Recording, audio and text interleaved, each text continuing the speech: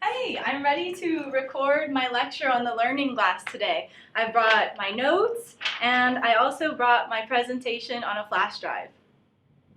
My PowerPoint presentation is all loaded and ready to go, so the next step is putting on my microphone.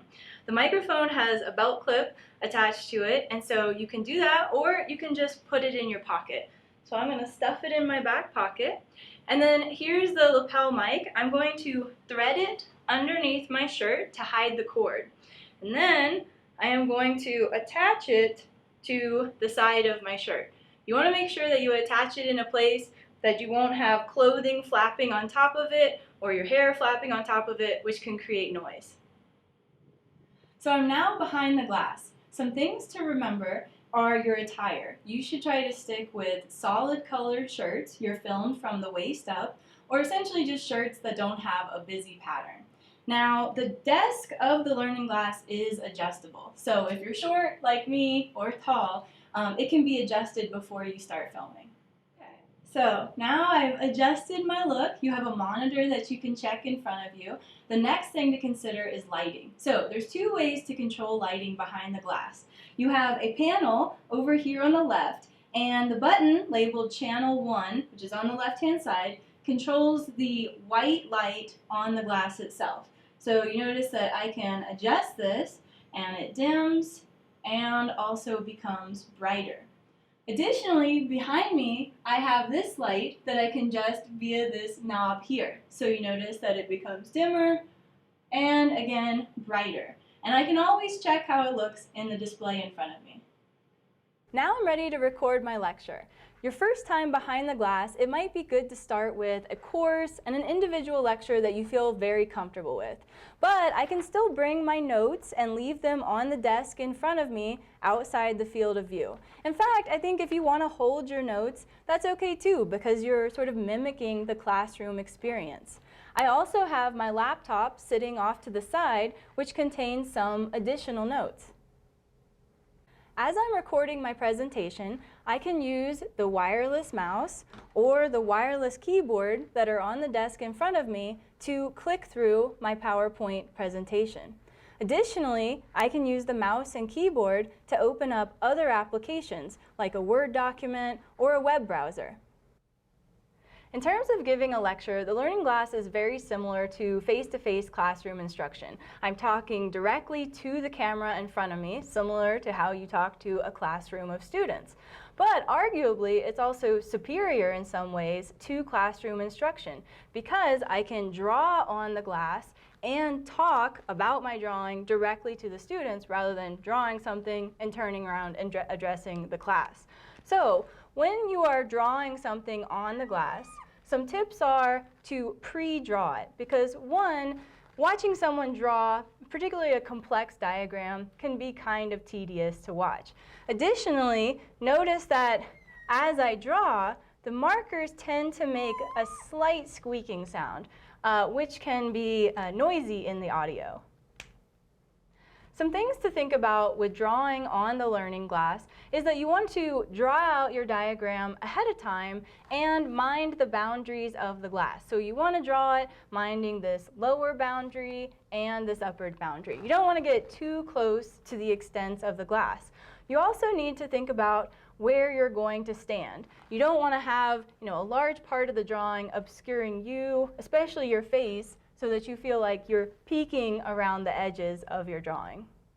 Other things to keep in mind are to, of course, write legibly. And if you have your drawing pre-drawn, what you will spend your time doing in front of the camera is just annotating your drawing. For example, I could note that this is a location where earthquakes occur and talk to the students about that process. Lastly, the kind of markers that we use on the learning glass are neon felt tip markers, one of which has an ink reserve. And so you want to make sure that you give it a good shake before you use this particular kind of marker so that the tip is well coated before you start drawing.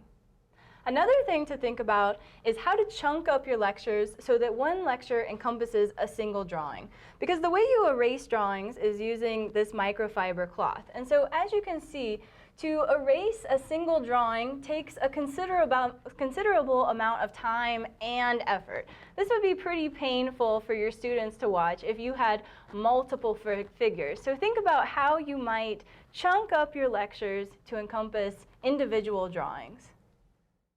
In this video, we're going to discuss best practices for formatting your PowerPoint slides to bring into the Learning Glass Studio. As you can see, I am embedded in one of my PowerPoint lecture slides. I suspect many of you use some kind of visual aid like PowerPoint in your lectures. And so we'll discuss some options for how to bring in text or textbook images or other images into your slides so that you can stand embedded in your presentation during your session in the recording studio.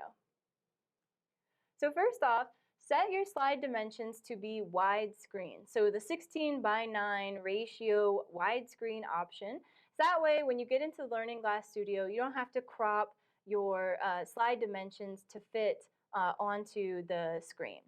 Additionally, you want to set your background color to be the standard green background color. So the RGB values for that are 0, 177, and 64 for R, G, and B respectively. So go to your slide background and set a custom color with those RGB values.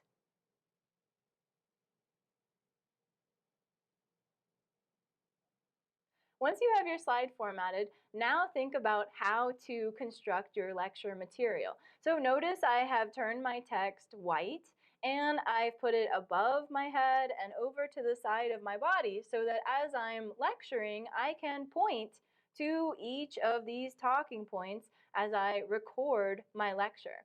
If you want to place any images, you also want to place them either above you or to either side of you so that you can point to them and reference them during your presentation. Basically, you just need to give yourself some space to be embedded in your slide. So you can see on this slide, I've given myself space at the top for my talking points. Again, we're using white text. I've placed some images over to the side of me, and I've even left some space here if I wanted to draw something. I could draw that material here.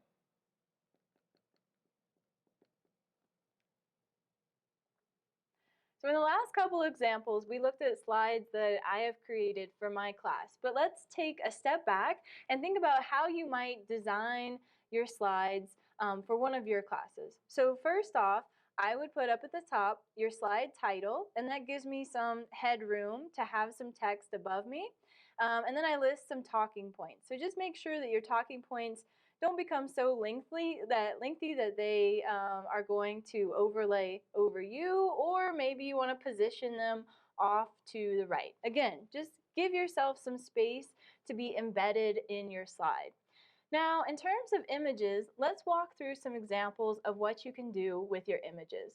So far I've shown you examples that were completely opaque. They had 100% opacity. So here's an example with a textbook image, and the textbook image has a white background. And so I've simply placed it in my slide and again placed it over on the side so that I can talk about it and point to features. However, let's say that your images have some interior complexity that you want to be able to point to, in which case you want your image to be somewhat transparent.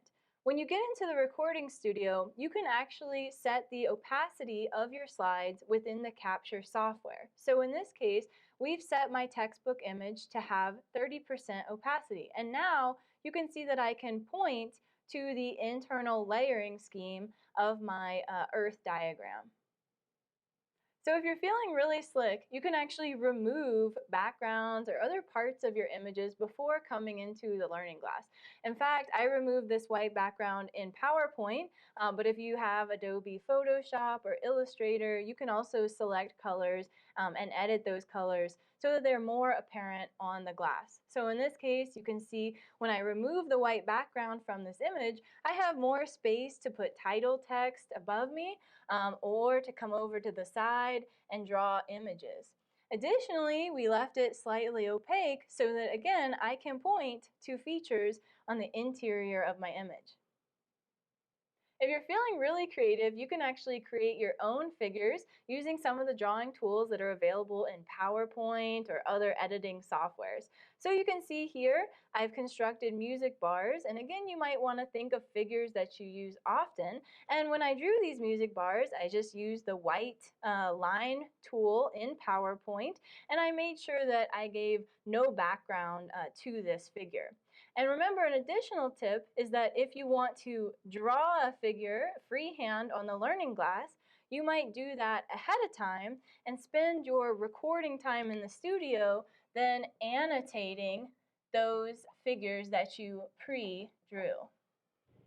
So in summary, the two things to remember before you come into the Learning Glass studio are to think about, of course, your attire, and more importantly, the lecture that you're going to give. Maybe you want to write out some notes or even script the lecture to spend your time efficiently in the studio.